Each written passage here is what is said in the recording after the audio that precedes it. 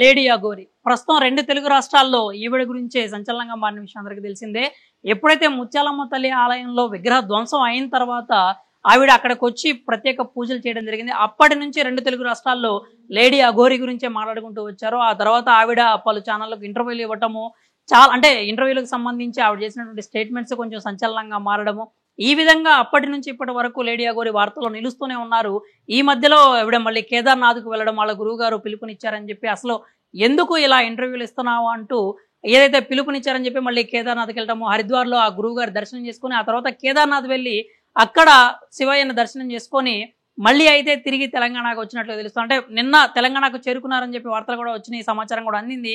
తాజాగా ఒక్కసారిగా లేడీ అఘోరి అయితే ఇప్పుడు కొండగట్టు ఆంజనేయ స్వామి ఆలయం వద్ద ప్రత్యక్షమయ్యారు. అక్కడ ఆలయంలో ఆంజనేయ స్వామికి ప్రత్యేక పూజలు చేశారు. అక్కడ నుండి ప్రధాన అర్చకుల వేదాశీర్వాదాలు అందుకొని అక్కడ ప్రసాదం కూడా అందుకొని ఆంజనేయ స్వామికి పలు రకాల ముద్రల్లో ఆవిడ వైఖరిలో ఏదంటే ఆవిడ రీతిలో ప్రత్యేక పూజలు చేయడం కూడా మనం చూసాం. దానికి సంబంధించినటువంటి విజువల్స్ కూడా ఇప్పుడు సోషల్ మీడియాలో వైరల్గా మారినాయి. అంతేకాకుండా తాజాగా అఘోరి నాగసాధు ఏదైతే ఉన్నారో ఆవిడ కొన్ని సంచలన వ్యాఖ్యలు కూడా చేశారు. అదేంటంటే ముత్యాలమ్మ ఆలయం వద్ద తాను ఆత్మార్పణ చేసుకోబోతున్నానని కూడా చెప్పారనమాట. అయితే అసలు ముందు తెలంగాణ మళ్ళీ తిరిగి వస్తారో రారో అనుకునేటువంటి సందర్భంలో ఆవిడ ఒక్కసారిగా కొండగట్టు ఆంజనేయ స్వామి ఆలయంలో ప్రత్యక్షం అవ్వడం, అక్కడ ప్రత్యేక పూజలు చేయడం, అలాగే ఆ చుట్టుపక్కల ఉన్నటువంటి ఏదైతే పుణ్యక్షేత్రాలు ఉంటాయంటే కొమరవెల్లి కావచ్చు, ఏడుపాయలు కావచ్చు, అక్కడ కూడా దర్శనాలు చేసుకుని అంటే ఒక నెల క్రితము ఆవిడ ఆల్రెడీ కొండగట్టుకు వెళ్ళి అక్కడి నుంచే ఈ కార్యక్రమాలన్నీ స్టార్ట్ చేయడం జరిగింది. మళ్ళీ ఇప్పుడు అక్కడికి వెళ్ళి కొండగట్టు ఆంజనేయ స్వామి ఆశీర్వచనం అందుకొని అక్కడి నుంచి మళ్ళీ బయలుదేరడం జరిగింది. ఆ చుట్టుపక్కల ఉన్నటువంటి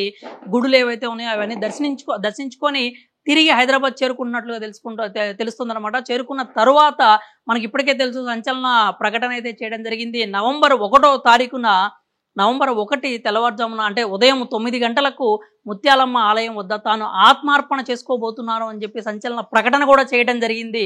అయితే దీనికి సంబంధించి ఇంకా ఇప్పటికి కూడా ఆవిడ అదే మాట మీద ఉన్నట్లుగా తెలుస్తోందన్నమాట. ఇక్కడికి వచ్చి అంటే ఆవిడ ఫస్ట్ నుంచి ప్రధానమైన డిమాండ్ ఏంటంటే ముత్యాలమ్మ ఆలయంలో విగ్రహాన్ని ధ్వంసం చేశారు ఎవరైతే ఉన్నారో వాళ్ళకి కఠిన శిక్షలు వేయాలని, లేదంటే వాళ్ళని ఏదైతే ఉన్నారో ఆ నిందితుడిని ఆవిడకి అప్పగించాలి అని చెప్పి డిమాండ్ చేస్తూ ఉన్నారు. కానీ దీనికి సంబంధించి ప్రభుత్వం ఎలాగో అంటే ఎలాంటి స్పందన లేదు అని ఆవిడైతే ఆరోపిస్తున్నారు అనమాట. విమర్శలు చేస్తున్న పర్వంలో ఇప్పుడు తాను అంటే అంతేకాకుండా తాను సనాతన ధర్మం కోసం పోరాడుతూ ఉంటే తన మీద రివర్స్లో ఏదైతే ఈ విమర్శలు వస్తూ ఉన్నాయో ఆవిడ అసలు నిజమైన అఘోరి కాదు అని కూడా చాలా మంది ఆరోపణలు చేయడం కూడా మనం చూసాం. దానికి సంబంధించి చాలా పెద్ద ఎత్తున డిబేట్లు కూడా జరిగాయి, పెద్ద పెద్ద వ్యాఖ్యలు కూడా చేయడం చూసాము.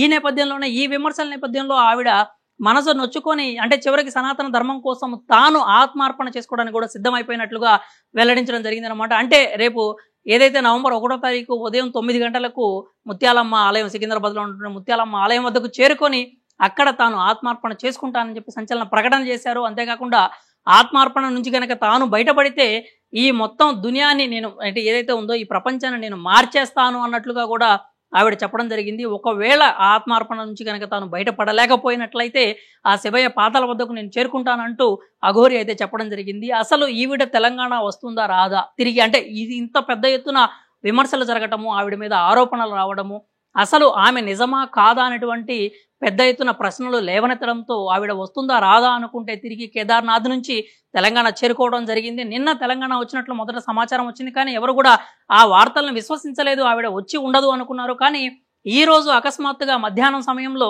కొండగట్టు ఆంజనేయ స్వామి ఆలయం వద్ద అయితే ప్రత్యక్షమయ్యారు. ఎప్పటిలాగానే కారులో వచ్చేసి హుటాహుటిన ఆలయంలోకి వెళ్ళి అక్కడటువంటి ఆంజనేయ స్వామికి ఆమె పూజలు చేసుకున్నారు.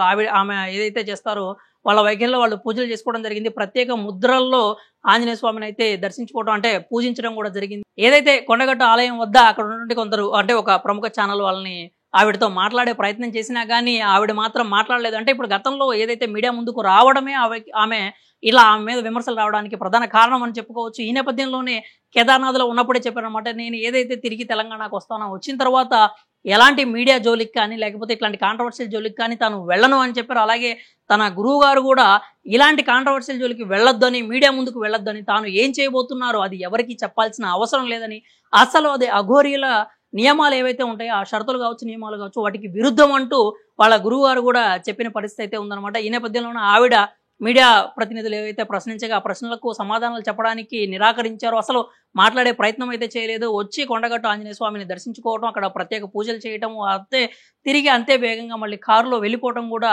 మనం విజువల్స్ అయితే చూడొచ్చు. అయితే ఇక్కడ నుంచి నాకు తెలిసి అంటే ఇప్పుడు ఆమె ప్రవర్తన చూస్తున్నట్లయితే ఇంకా మీడియా ముందుకు రాకపోవచ్చు అనేటువంటి సూచనలు అయితే ఇచ్చారనమాట. ఇక్కడ నుంచి మీడియా వాళ్ళు ఏం అడిగినా కానీ తను సమాధానం చెప్పబోను అన్నట్లుగా తన అంటే ప్రవర్తన అయితే కనిపించింది. ఎందుకంటే మీడియాతో మాట్లాడడానికి ఆవిడైతే నిరాకరించడం జరిగింది. గతంలో ఏవైతే వ్యాఖ్యలు చేశారో మీడియా ముందుకు రాను, ఇంకా మీడియాతో నేను మాట్లాడను అని ఏదైతే వ్యాఖ్యలు చేశారో ఆ వ్యాఖ్యలకు కట్టుబడి ఉన్నట్లుగా కనిపిస్తోంది.